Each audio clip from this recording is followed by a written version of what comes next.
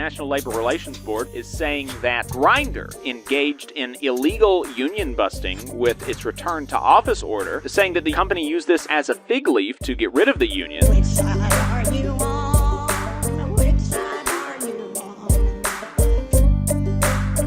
on? We will get to last week in Southern labor, where we take a look at what workers in the U.S. South and the American colonies were up to this week from May 30th to June the 6th. And also, as this is a new month, McKenna Schuler's newsletter came out about organizing Florida. So all information on Florida's public sector union elections comes from that Substack.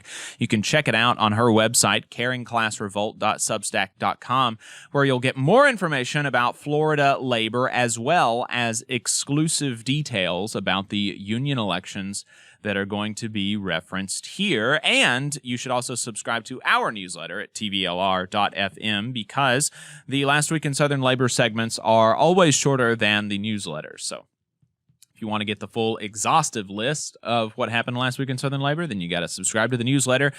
In new union campaigns, 6 workers at the Memphis Symphony Orchestra in Memphis, Tennessee, filed a petition to hold a union election with the International Alliance of Theatrical Stage Employees, IATSE, Local 69. 200 workers at Nichiha USA, which makes components for buildings in Macon, Georgia, filed a petition to hold a union election with the International Brotherhood of Boilermakers, IBB.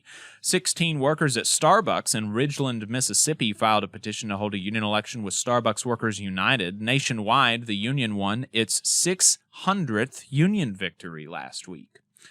8 workers at the Georgia Budget and Policy Institute in Atlanta, Georgia, filed a petition to hold a union election with the Teamsters, Local 728. And 56 workers at Jefferson County Schools in Monticello, Florida, filed a petition to unionize with the Jefferson County Education Association. In election results, 185 workers at UNFI in Pompano Beach, Florida, voted in favor of unionization with the Teamsters, Local 769. A decertification petition was withdrawn at Sign Crafters in St. Louis, Missouri. The International Brotherhood of Electrical Workers, IBEW Local 1, will still represent the 4 workers there. Following a decertification petition being filed, the United Food and Commercial Workers, UFCW Local 1000, disclaimed interest in representing 20 workers at Vitamin Cottage Natural Foods Market in Norman, Oklahoma, so the union was decertified. And 2 different units of tech workers at the Washington Post in Washington, D.C., both voted to unionize with the News Guild, CWA.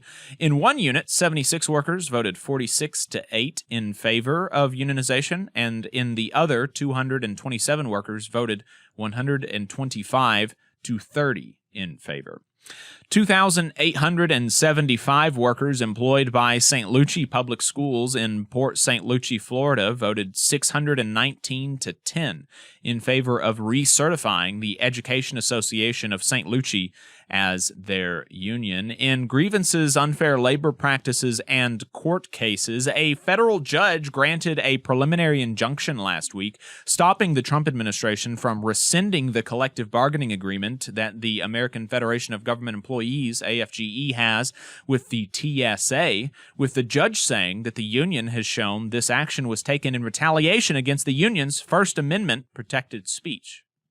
The National Labor Relations Board is saying that Grindr engaged in illegal union busting with its return to office order, noting that the company used this as a fig leaf to get rid of the union, citing as evidence the fact that the contractors who now perform the functions, those same functions that Grindr's employees used to, get to work from home and not in the office. Hey, 5 seconds, just wanted to say that this is only possible because of our donors. If you want to see more of this, then consider donating yourself at tvlr.fm/donate.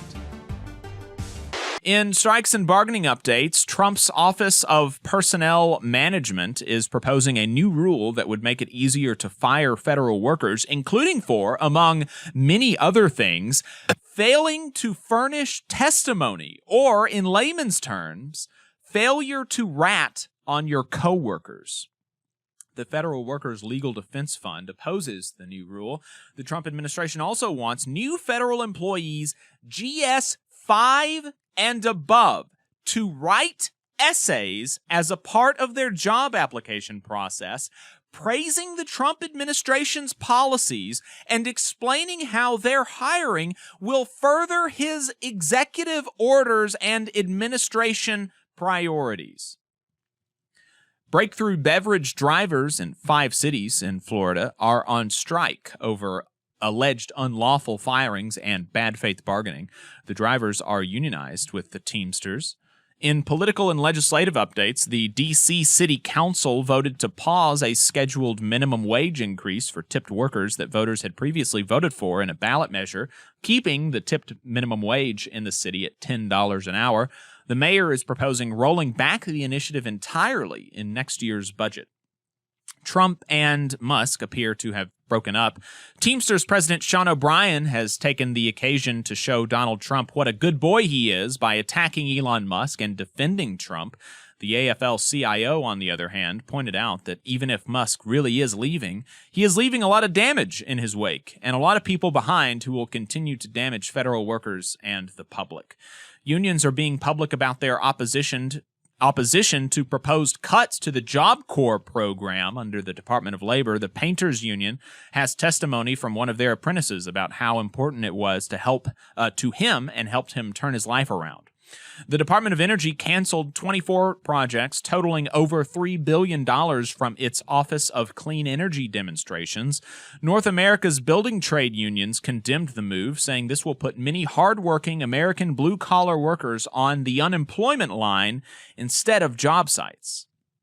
The Washington Post interviewed dozens of federal workers who explained how new DOGE requirements are making their work less efficient. In one case, a federal employee explained that a process that previously took less than 1 day now takes a week or more due to having to get so many sign-offs from political appointees.